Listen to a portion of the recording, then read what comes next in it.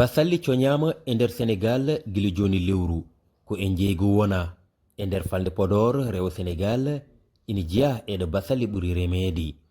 ɗo e parque mbo ɓuuɓe basalli ina kewi ɗo kono coggu ngu wayani noon ardiɓe nde nokkuri ina garta e caɗele mumen nokku noon ko nokku dendaɗo plateforme ɓuuɓe hannde sa wela mbiya niveau national tawde ken wonde de 10 000 tonnes et quelque en natɗo 10 000 et quelque tonnes en yalta ɗo amin jogui ɗo caɗele ha heewi caɗele amen wondi minen jiiɗi ittanede ɗo yeyde par sac ɗum minen jiiɗi ittanede ɗum ɗo e plateforme ɓuuɓe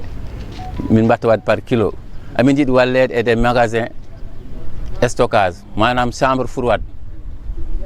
plus précisément chambre froide wonko ala ɗo tan hangar amin jogui amin jiiɗi wallede kadi e financement fonds de commercialisation min nanat tan mais yettaki amen en kawri ɗo e goto e députéɓe falde Podor nde garɗo teskade caɗele ɓeɗo remoɓe basalli gam yettindeɗe laamu ngu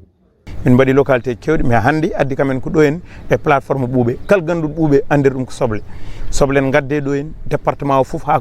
e nder vallée o foof en gadde ɗo hen sa a wirtoto ɗo soble ɓerde ma gas par ce que a yiyat jomumen donki wadde commercialisé ƴewatan neɗɗo waɗa doole mum tampere mum no nangue Fouta no wayi wuldi gona e guesse 3 mois aɗa waɗa irrigué aɗa ilna lowa machine ngaji offsetage bionnage gar irta leydi mbaɗa hen kalisma mbaɗa hen engrais no wayno sadde nden heureusement wonko état waɗi gon e banggal engrais mbaɗa hen doole ma aɗa yaa ñin foof aɗa ƴeewoy so tawi ko maaro mbatta aɗa yaa ñin foof aɗa huwoy ha jamma